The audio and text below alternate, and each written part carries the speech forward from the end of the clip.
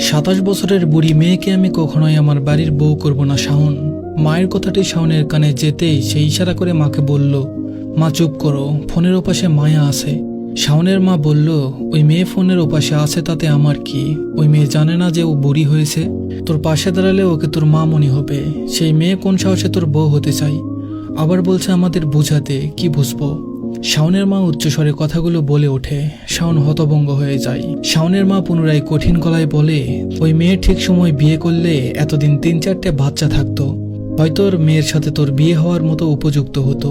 সেই মেয়ে চাই তোর বউ হতে, যাকে আমি আমার বাড়ির কাজের লোক হিসেবেও রাখবো না। শাওন মায়ের কথায় হতভম্ব হয়ে গিয়ে ফোনের ওপাশে থাকা মায়াকে বলে, পরে কথা বলছি। শাওন ফোন কেটে দিতেই মায়া হাউমাউ করে কান্না করে দেয়। তাদের 9 বছরের ভালোবাসার সম্পর্ক আজ যখন শাওন প্রতিষ্ঠিত হলো, তখন তার বাবা মা মায়াকে বউ হিসাবে মানতে রাজি নয়, তার বয়স বেশি দেখে। অথচ সেই 20 বছর বয়স থেকে তার জন্য ভালো ভালো পাত্র নিয়ে আসে ঘটক। বাবা মা তার বিয়ে দেওয়ার জন্য উঠে পড়ে লাগে, তখন নানা বাহানায় মায়া সবগুলো পাত্র রিজেক্ট করে। যার জন্য সে এত কিছু করলো। আজ তার পরিবার বলছে তার বয়স বেশি, তাদের ছেলের সাথে তার যায় না।